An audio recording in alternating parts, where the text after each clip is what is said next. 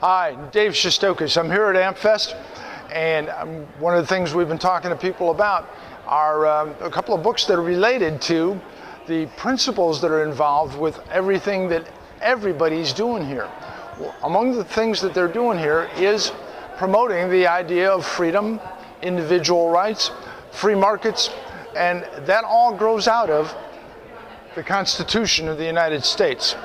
The Constitution of the United States is the basis of the organization for being able to do everything that anybody is here up to. I've got one book called Constitutional Soundbites that has 150 questions and answers that covers things from the preamble through the 7 articles of the Constitution and the 10 amendments that make up the Bill of Rights. But the fact is there's Article 6 of the Constitution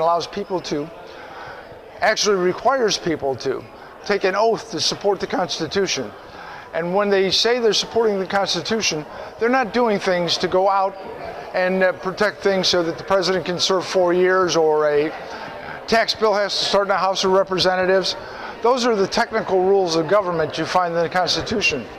The real thing that people are going out, putting their lives on the line, particularly law enforcement and our military, when they put their lives on the line to defend the Constitution, they're defending something that's found in the Declaration of Independence. We hold these truths to be self-evident, that all men are created equal, that they are endowed by their Creator with certain inalienable rights, that among these rights are life, liberty, and the pursuit of happiness, that governments are instituted among men to secure those rights, deriving their just powers from the consent of the governed. This is the thing that people go and fight and die for. This is the thing that people really in their heart know when they say they support the Constitution. Because the Constitution is the execution of the Declaration of Independence. If you do not understand the Declaration of Independence, I mean, you know in your heart what this is about. But really, we would all be better off if we understood the principles that are found in the Declaration of Independence. And there's so many people that go around saying, well, that's not who we are as Americans, but they never give a definition. Thomas Jefferson gave a definition that was published on July 4th, 1776, and still stands today. And even though we don't learn it, we don't study it, we all know it in our hearts. And we would be all much better off if we understood the actual details of the Genesis.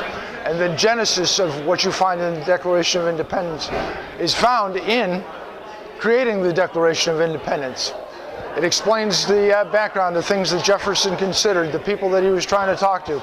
It also explains that when the people that signed the Declaration of Independence, at the end of it, pledged their lives, their fortunes, and their sacred honor, they were actually doing that because they had literally known people who had in fact had their heads cut off by the British to discourage the independence movement.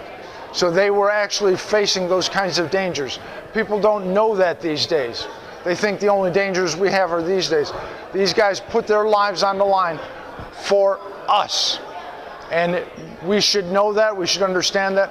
And if we did know and understand it, it would be very, very much more difficult for the people that try and slice us and dice us into little groups, rather than have us all be what we are, and that is Americans.